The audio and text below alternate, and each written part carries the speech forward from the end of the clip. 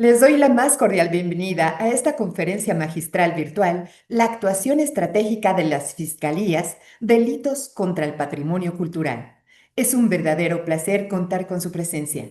El objetivo de esta sesión es profundizar en la crucial labor que realizan las fiscalías especializadas en la protección de nuestro patrimonio cultural. Nuestra expositora compartirá su vasta experiencia en la investigación, recuperación y sanción de estos delitos, que más allá de ser un robo representan un ataque a la identidad y la historia de los pueblos.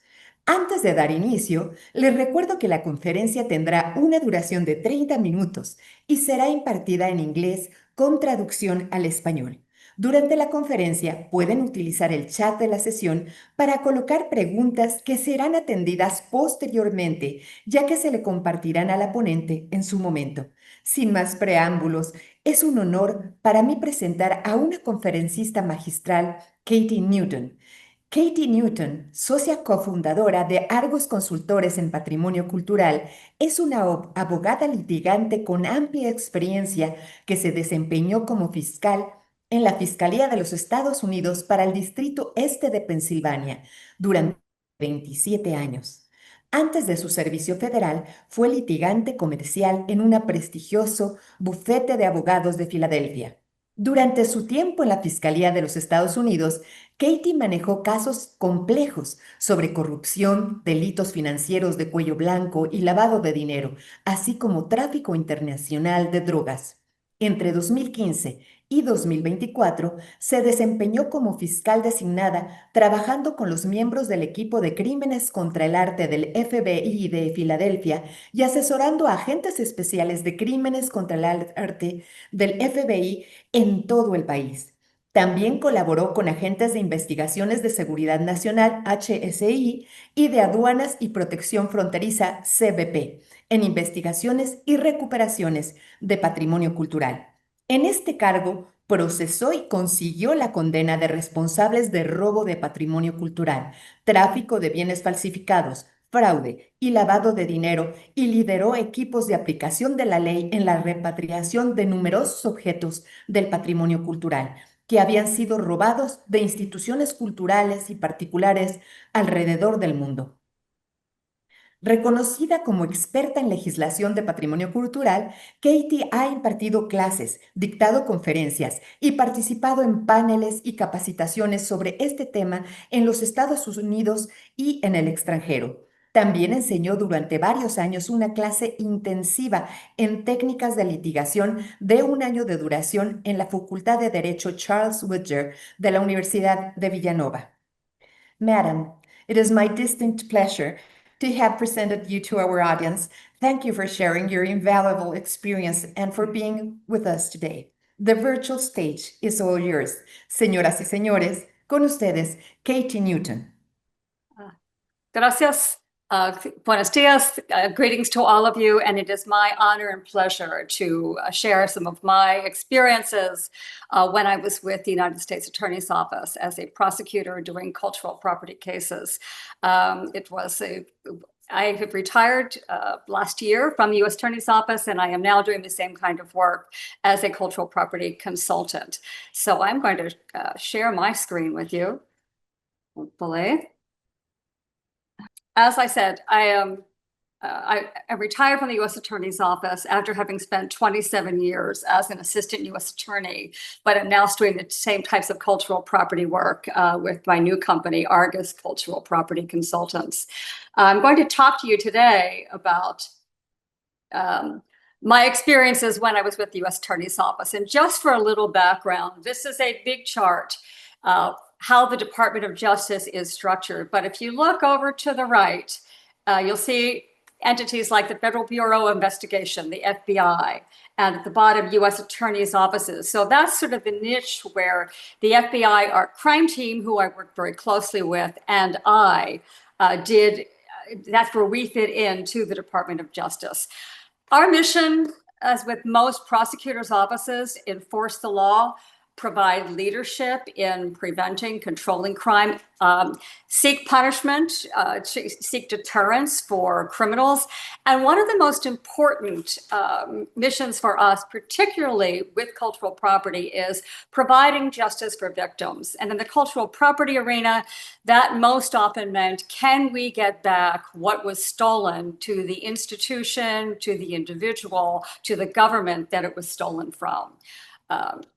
So there are 93 United States Attorney's offices around the country. A main function of what we do is we prosecute criminal cases. That's what I was. I was a criminal prosecutor, and we do most of the trial work, in fact, almost all the trial work for the United States. I'm going to zoom in on cultural property. And in looking at cultural property cases, stolen or looted property or cultural heritage, there's several ways we look at it. One is criminally. Can we bring a criminal prosecution against an individual who has stolen or looted cultural property objects? If we can't, because there isn't enough evidence for what we need to prove, can we then look at using the civil process? Can we at least get back what had been looted or what had been stolen when it's not possible to do a criminal case as well? Issues that we always have in the United States with respect to cultural property cases, most other countries have a Ministry of Culture or something similar. We do not. So we do not have an overarching leadership that provides guidance for cultural property cases, prosecutions, or investigations. And for the U.S. Attorney's offices, and I think this is true for many prosecutors around the world, the main priority is indictment, charging a criminal with a crime, getting a conviction, and then sentencing the criminal. Many cultural property cases never get to that stage, because remember, here we're looking at one of our main objects is to be able to get the cultural heritage object, cultural property, back to its owner, back to where it belongs. We may not have enough to do a criminal case. And so because of that, for many years and in many offices, cultural property investigations where we're looking at returning something had not been a very high priority within the Department of Justice. And I am speaking from my own perspective, from my time with the U.S. Attorney's Office in Philadelphia. And I'm not, obviously, I don't work for the Department of Justice anymore, so I'm not speaking for the department. So how are we going to get around this problem? And this really came to a head in Philadelphia with the FBI art crime team. And they are FBI special agents who have other duties within the FBI, but they also have a passion and interest in cultural property and in art. And so they formed a special group where part of their time is spent on working cultural property cases. The FBI office in Philadelphia, the two agents that worked there, had gotten frustrated because they were not able to get consistent amount of time in trying to get items returned to other countries by having assistant U.S. attorneys work on those cases. The assistant U.S. attorneys were looking more at the prosecutions they were doing, the trials they were doing, and it simply wasn't a high priority and could often just be, in a word, put in a back drawer for a while. So the FBI art crime team came to my office with a proposal that they assign a dedicated prosecutor to work with the art crime team agents in Philadelphia. So whenever anything related to cultural property came up, for example, Mexico discovers that an auction house near Philadelphia is putting up a looted piece of cultural heritage for sale. You want it stopped. That has to be done rather quickly. And that's something that as a dedicated prosecutor, I would be able to know I need to turn immediately to that because time is of the essence. You don't want that piece sold and end up someplace else and have to start another investigation all over again. So my office came to me and asked me if I would like to be the dedicated prosecutor to work with the FBI art crime team at that time. And that took me about 2 seconds to say yes. Art and cultural heritage and property is something I also am passionate about. So this was sort of the best of all possible worlds for me as a prosecutor, along with doing other cases that I know were mentioned in the beginning. And one of the, so how this worked in our offices, I started out with the FBI art crime team agents I worked with. Eventually, there are FBI art crime team agents throughout the country. They knew they could contact me. I could give them advice on their investigations. I could talk to a prosecutor in their office to be able to give that prosecutor information, advice, sample documents that they can use for their investigations as well. And then it spread beyond the FBI art crime team.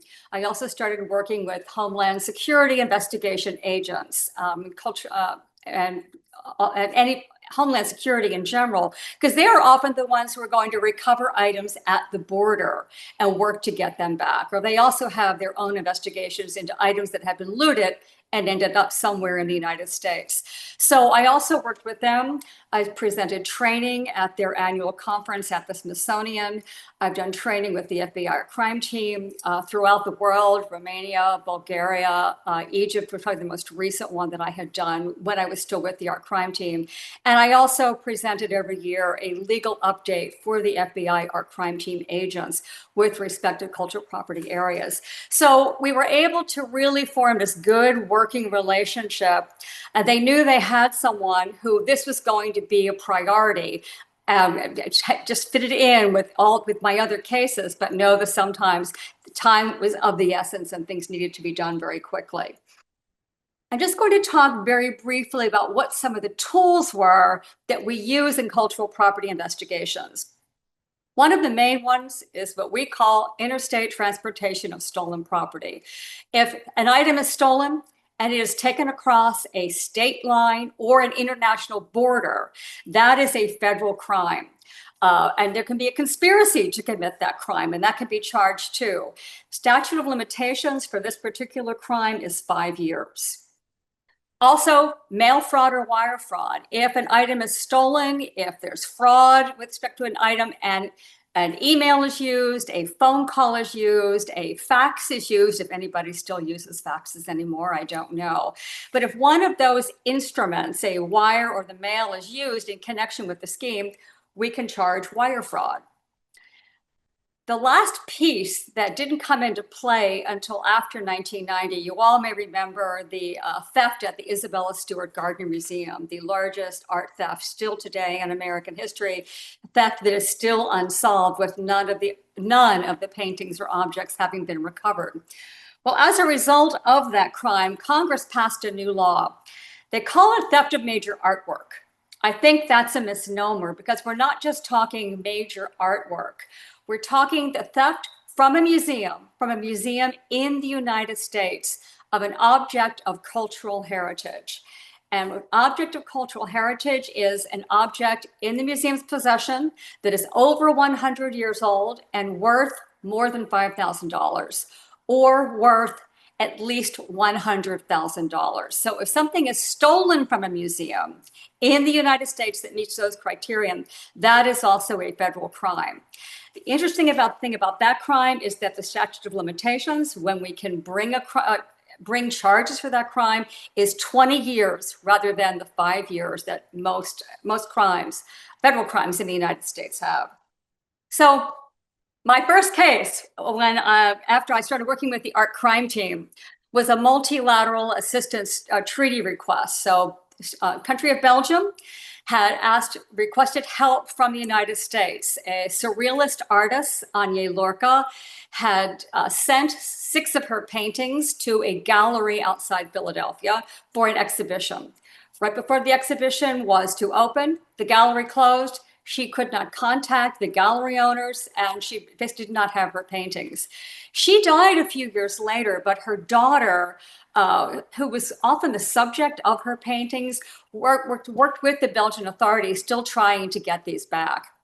Someone saw several of the paintings that were listed on eBay. They notified the Belgian authorities. The Belgian authorities requested assistance from the United States. Unfortunately, the assistant U.S. attorney who was assigned this investigation, because it probably was not going to end up as an indictment, a charge, or a conviction, the gallery owner had already been convicted in absentia in Belgium, had kind of put this off to the side. And that's where the FBI art crime team got a little frustrated. And that's when I was first appointed as the prosecutor. What we were able to do was we found the gallery owners. They still had the 6 paintings that were the works of Anya Lorca. We convinced the gallery owners that what they needed to do was to waive any rights of ownership. I mean, these paintings really weren't theirs, but to give up the paintings. We seized the paintings. We went to the court to get an order to be able to get the paintings back to Belgium in accordance with the Belgian request. And we took the paintings back to Belgium. And you can see the woman in the center with the blonde hair is the daughter of Anya Lorca, and you can see the painting off on the left side. That's actually a painting her mother did of her. I can also see, as well as the 2 art crime team agents on the end, and also our Belgian counterpart, Lucas Verhagen, in the center as well. So it was a good collaboration. We were able to get these surrealist paintings back to Belgium and back to the family. Not long after that, we received a request from Italy. And I think I'll talk about a couple archives cases. The University of Pennsylvania, located in Philadelphia, has a very extensive library with a lot of rare documents. And a document and book collector left a bequest when he died that his collection was to go to the University of Pennsylvania. And so the University of Pennsylvania also around this time, this was I think in the 2000s, started digitalizing a lot of their collection. And if you look at the document on the right, that is the digital version of one of the documents that had been donated by this collector. This is actually a 9th century document. About a recording land sales and vineyard sales in southern Italy. Well, a scholar was looking at the Penn collection and realized that she had seen this particular document before. And if you look at the left-hand side, that is actually from a book, and it documents the Cava di Tirrene archive from Badia di Cava. And you can see, if you look at the document, that it's the same document. We contacted the University of Pennsylvania and we met with them and we presented the evidence that was given to us by the Italian government. Most telling, of course, was this particular page from the book, because it clearly showed that this document had been in the archives in Italy. And the archives in Italy gave an affidavit stating that no, they had not sold this page, they had not given this page away, that it had been taken from their collection. And the University of Pennsylvania decided they wanted to do the right thing. They felt that the archive page should go back to where it belonged. And so they gave up the page. We repatriated it back to Italy. So again, this was one of the first examples that when I was working with the art crime team, and actually this was Homeland Security Investigations, where we weren't going to prosecute anyone. I'm not going to get a statistic for an indictment or for a trial or for a sentencing. But the most important thing is we got the document back as part of the cultural heritage of Italy and back to the monastery and the archives at Badia di Cava.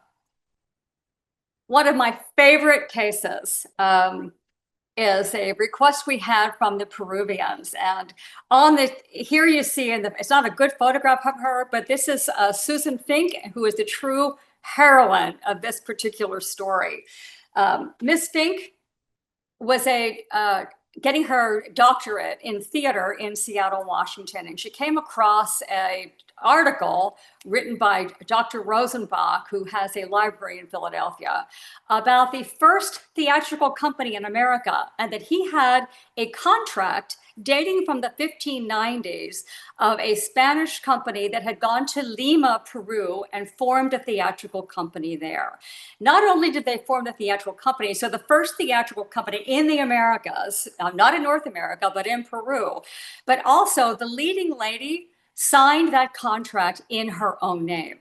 So 1590s, and here we're showing that women were considered, able to take care of their own affairs, to sign a contract. So Ms. Fink decided she wanted to investigate this further. She went to the Rosenbach Museum in Philadelphia. She made a request to take a look at the particular pages of this contract. These are some of the pages. If you can't see it very clearly, But up here on the right-hand side is actually a number, and that's 250 on that particular page. And you also see 251 and 252 on the following pages. This is a document by a notary, a notario, in Lima, Peru. The way the notarios worked is they would give one copy of the contract to the parties, and they would also keep another copy of the contract, and it was put into bound volumes. And these volumes were in the National Archives of Peru. So Ms. Fink, in pursuing this, actually went to Peru and to the Archivo General de la Nación de Peru, and she looked at Notario Julian Bravo's documents. And when she looked at this, in one of the books, you can see where it looks like there's pages that has been cut or torn out, and you see a number over here that says 253. So what Ms. Fink did is she actually wrote a letter in 2016 to the archive saying, I think that the Rosenbach Library has some documents that belong to you. At that point, what the Peruvian government did is they issued an MLAT, multilateral assistance treaty request, to us to get the archive pages back. So the first thing I did was I issue a subpoena to the Rosenbach asking for any documentation as to how the Rosenbach had acquired those particular pages. And they did respond, and they provided information on how Dr. Rosenbach, and this was back in the early 20th century, had acquired the document from someone, from a Mr. Bertrand Lee, and what he had paid for it.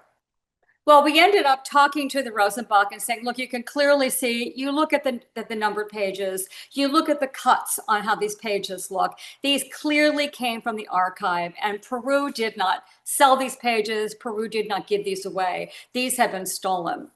The Rosenbach's main concern was that Dr. Rosenbach, it should not have been alleged or thought that he had stolen them or had ordered them to be stolen. And we had no information that that was the case. Dr. Rosenbach was a collector of Spanish colonial documents from throughout South America, as well as from other regions. We simply believe that he had bought a number of documents from Bertrand Lee.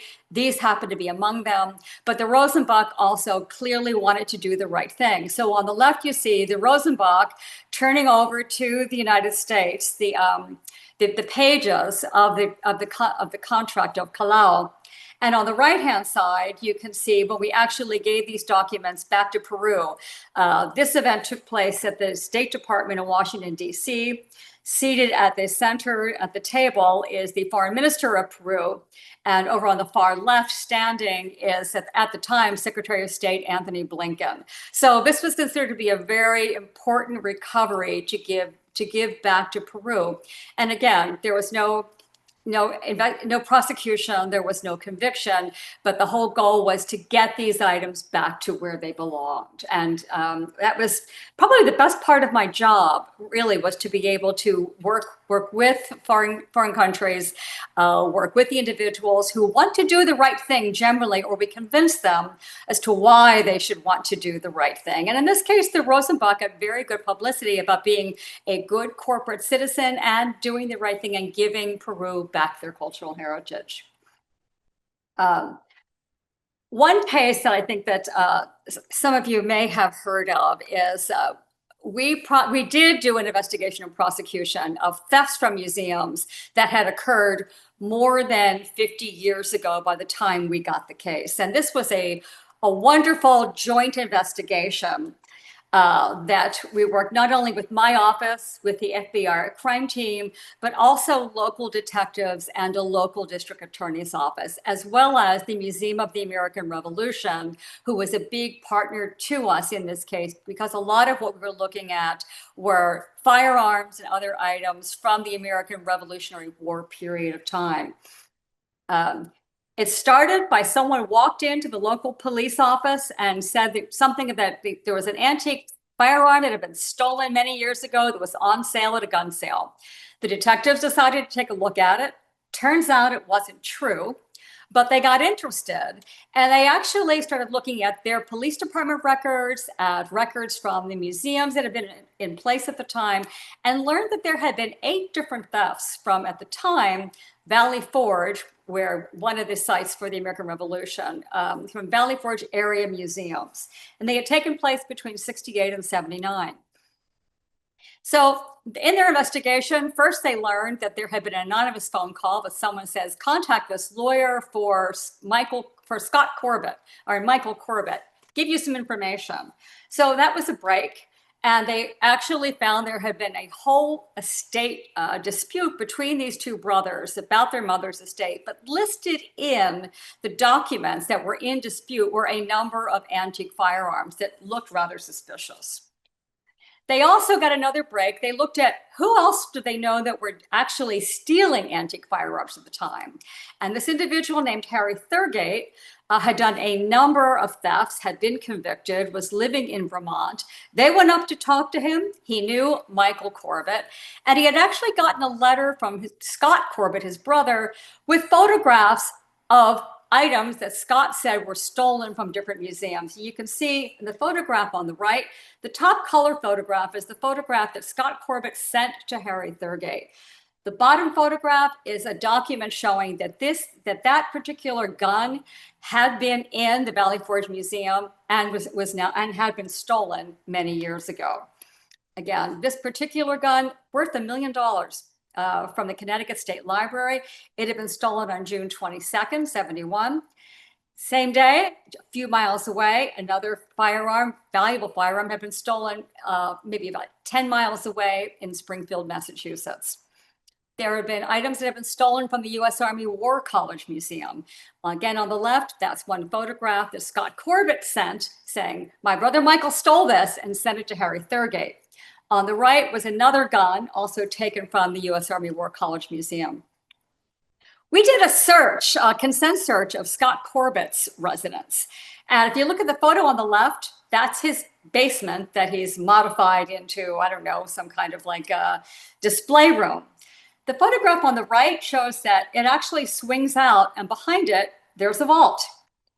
And in the vault, Scott Corbett also had done a number of thefts of firearms, and these are two of the rooms from his secret vault in his house. He also told us that his brother, Michael, would never sell anything that he stole, and most likely kept stuff in a secret room in an attic. So we got a search warrant for Michael Corbett's home. Not so easy to do, considering things had been stolen so long ago. And when we did the search, the only thing we found of all the items that we were looking for from the thefts was this one gun that had been taken from the U.S. Army War College Museum that had belonged to General Omar Bradley. We recovered a lot of other antique guns, but we didn't know where they came from. So our mission for the next couple of years was we figured they must have been stolen. They were found in a secret space in the attic of the house where Michael Corbett was residing. Where did they come from? And we spent a couple of years contacting museums to figure out where they were. And we did actually identify a number of them. We also took from the house correspondence of Michael Corbett's, which turned out to be important because he and his brother had a very strange relationship. And in part of the correspondence, Michael even said, you know, you weren't much help at VF, which we took to mean Valley Forge. If you'd been help to us, we would have gotten a lot more. Okay, well, what do we think he's talking about there? He's talking about at least one of the thefts at Valley Forge. In the midst of this, one of the firearms we were looking for was the Christian Erder rifle. This was from 1787. Christian Erder was a famous gunsmith in the Philadelphia era. He actually had signed this firearm. He had dated it, and he had given the location where he had made it. One of these Christian Erder rifles is actually in Windsor Castle right now. We look at it as a battlefield pickup during the American Revolutionary War. But this had been stolen from Valley Forge. An antiques dealer, through his lawyers, brings this back to us and said that he bought it from someone named Thomas Gavin. Well, we figure, okay, we got it back. This is great. We're going to go talk to Mr. Gavin.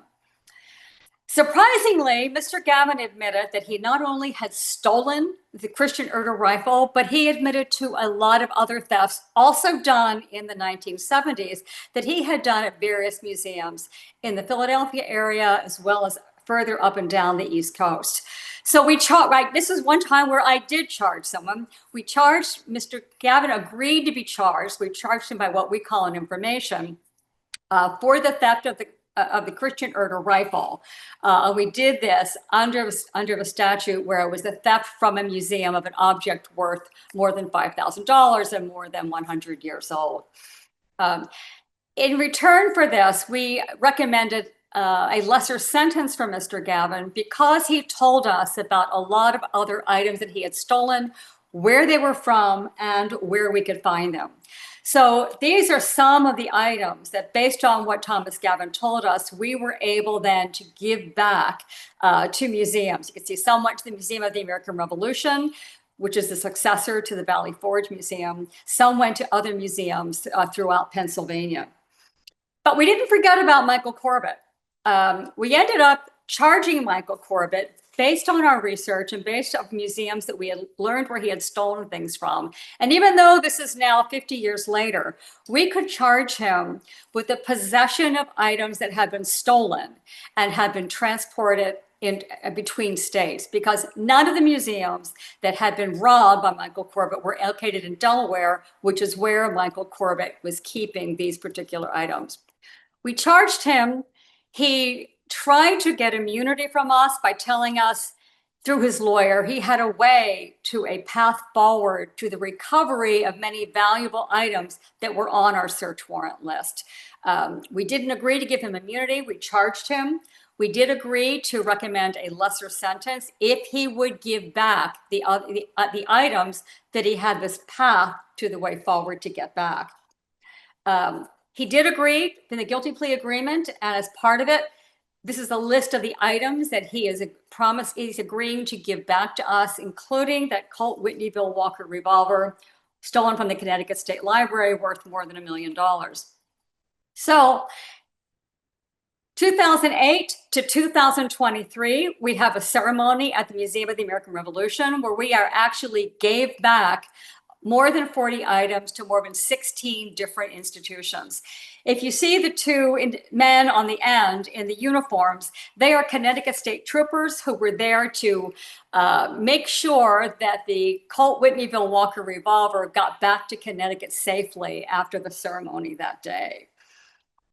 So we learned through this, no case is too old to look at.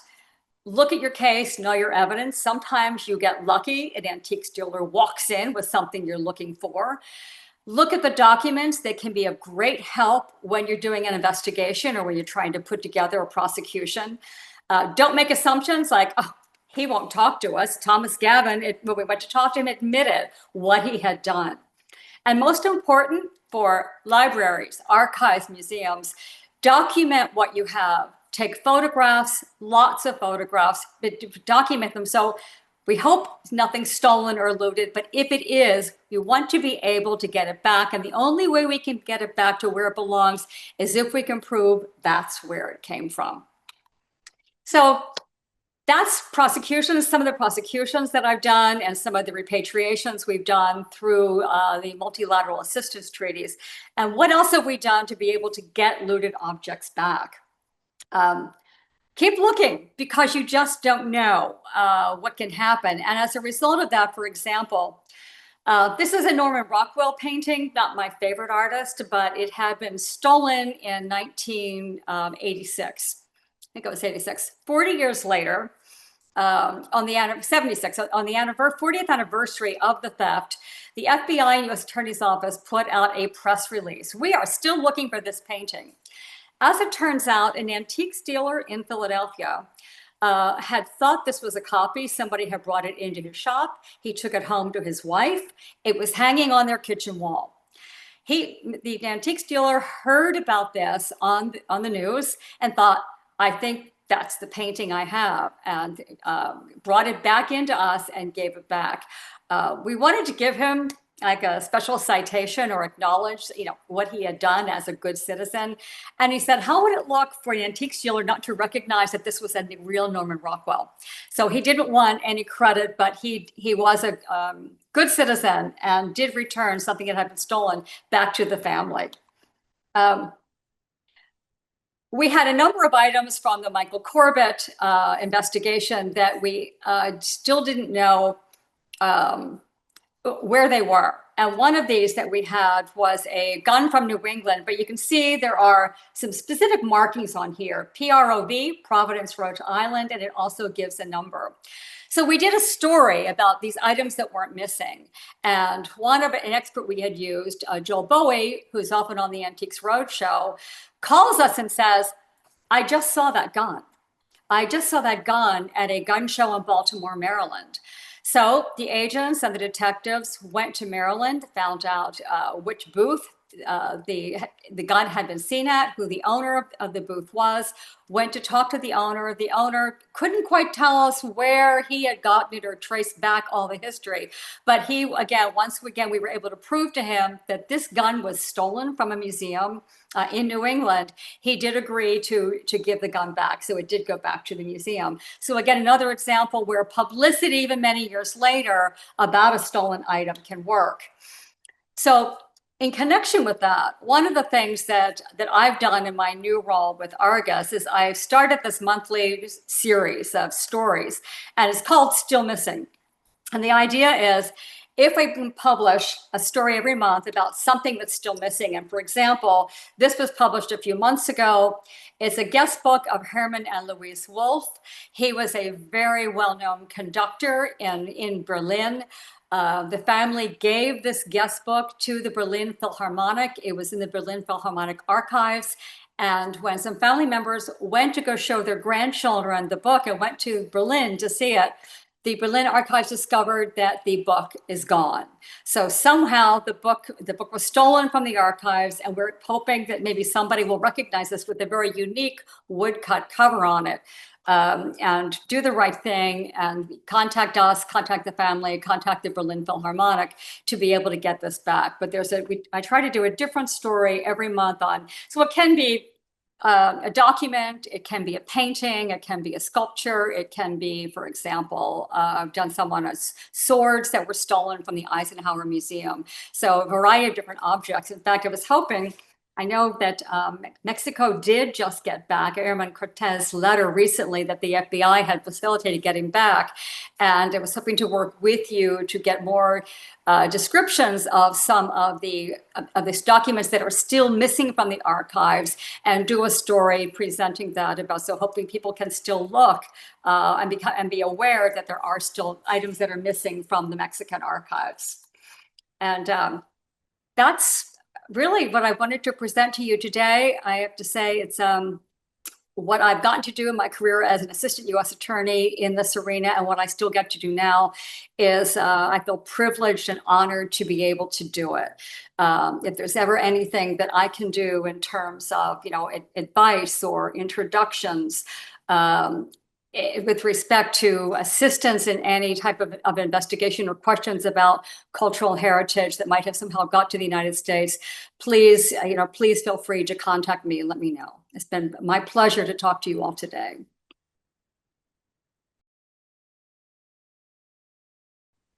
Thank you, Katie, for your insightful presentation, and moreover for your heroic work for the world's memory and for compiling this compelling case studies and documentary heritage just for us.